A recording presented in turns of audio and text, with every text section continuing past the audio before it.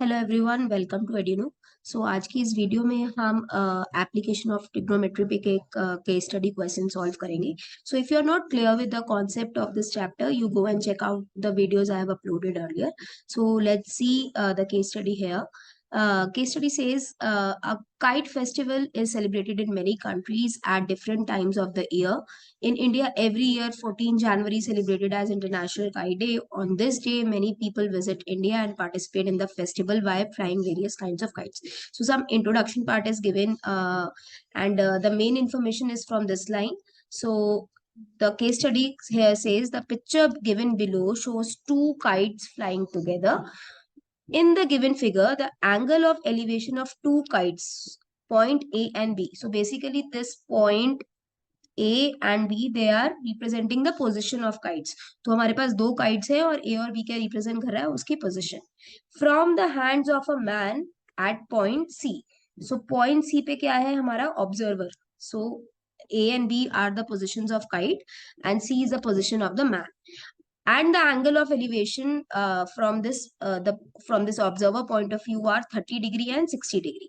So जो kite इधर है उसका क्या एंगल है 30 डिग्री और जो ये काइट बी पे है that is 60 degree. And angle of elevation मैंने जैसे पहली वीडियो में भी बताया था, एंगल ऑफ एलिवेशन बेसिकली क्या होता है, हॉरिजॉन्टल एक्सिस और लाइन ऑफ साइट के बीच का एंगल. सो अगर मैं यहाँ पे मैन है और क्योंकि एंगल ऑफ एलिवेशन है तो ऑब्जर्वर ऊपर की तरफ देख रहा है, तो ये इसकी लाइन ऑफ साइट है और ये इसकी हॉरिजॉन्टल एक्सिस एंड इनके बीच का एंगल दिया हुआ है. सो बेटा आपको इस क्वेश्चन में diagram is already given, but sometimes जो एप्लीकेशन ऑफ ट्रिग्नोमेट्री पे क्वेश्चंस आते हैं the figure is not given, और कई बार वन मार्कर जो उसका सबसे पहला पार्ट होता है केस स्टडी का उसमें आपको डायग्राम बनाने के लिए बोलते हैं. So it's very important that we know how to interpret the language of the question. So आपको एंगल ऑफ एलिवेशन क्या होता है, एंगल ऑफ डिप्रेशन क्या होता है, उसका डेफिनेशन बिल्कुल क्लियर पता होना चाहिए. सो let's see the question now.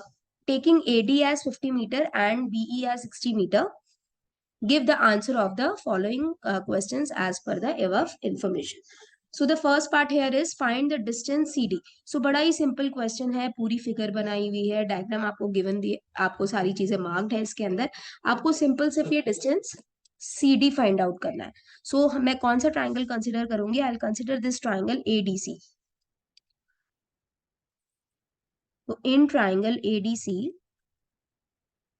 so this is our angle, this is our theta, and आपको परपेंडिकुलर इज ऑलरेडी गिवन और बेस मुझे फाइंड आउट करना है. तो मैं ऐसी ट्रिग्नोमेट्रिक रेशो लूंगी जिसमें परपेंडिकुलर और बेस का इन्वॉल्वमेंट है. एंड वो रेशो कौन सी है हमारे पास, tan.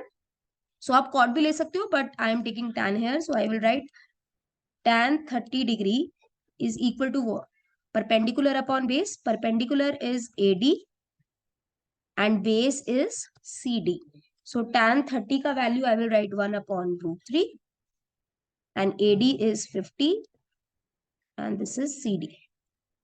So आप क्रॉस मल्टीप्लाई कर दोगे, you will get CD is 50 √3 and क्योंकि आंसर्स यहाँ पे यूनिट्स मीटर में है, so I will write metre. So CD find out हो गया है, ये वन मार्कर है ये part. Let's see the another part. What is the distance between kite B and C? Kite B और पॉइंट सी के बीच का डिस्टेंस बताना है. तो मुझे ये डिस्टेंस बताना है और ये साइड जो है ये कौन से ट्राइंगल का पार्ट है, ट्राइंगल BCE, राइट. इस ट्राइंगल का पार्ट है और इधर का थीटा भी हमें गिवन है. तो अब मैं क्या, मुझे निकालना क्या है, इस ट्राइंगल का हाइपोटेन्यूज, राइट. BC एक हाइपोटेन्यूज है और आपको इसकी कौन सी डायमेंशन दी हुई है, परपेंडिकुलर दिया हुआ है. तो परपेंडिकुलर और हाइपोटेन्यूज का कॉम्बिनेशन आप देखोगे तो परपेंडिकुलर और हाइपोटेन्यूज का कॉम्बिनेशन क्या होता है, P upon H is sine. So I will take sine and angle of theta, angle of elevation यहाँ पे क्या दिया हुआ है 60. So I will take sine 60 which is perpendicular upon hypotenuse. तो perpendicular है यहाँ पे ये 60. So I will write 60 and आपका hypotenuse क्या है BC जो मुझे निकालना है. So sine 60 का वैल्यू is √3 upon 2 and ये क्या हो गया 60 upon BC. Again you will cross multiply, you will get 2 ऊपर जाएगा, रूट नीचे आएगा, ऊपर आएगा 120 अपॉन √3. आप इसको रैशनलाइज कर दोगे, never leave your answers like this. So मैं √3 रैशनलाइजिंग फैक्टर से ऊपर नीचे मल्टीप्लाई कर दूंगी. सो ये √3 इंटू √3 क्या बना 3. सो 3 1s एंड यहाँ पे मैं क्या करूंगी 40. सो क्या आ गया answer 40 √3 meter. So the second part answer is also done. Let's see the third part. Third part is calculate DE.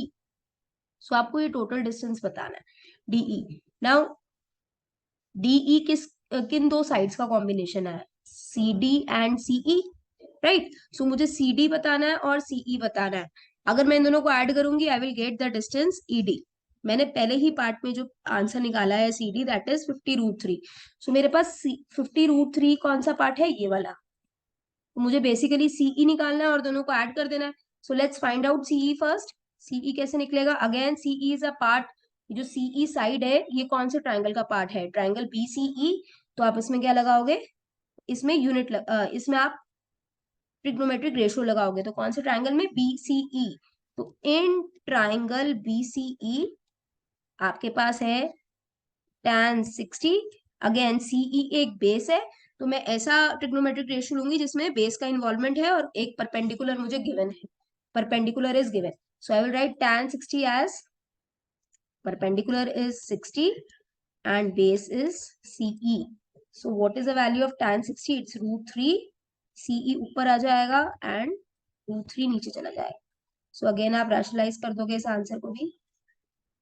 3 ones are and 20. The answer I will get is 20√3.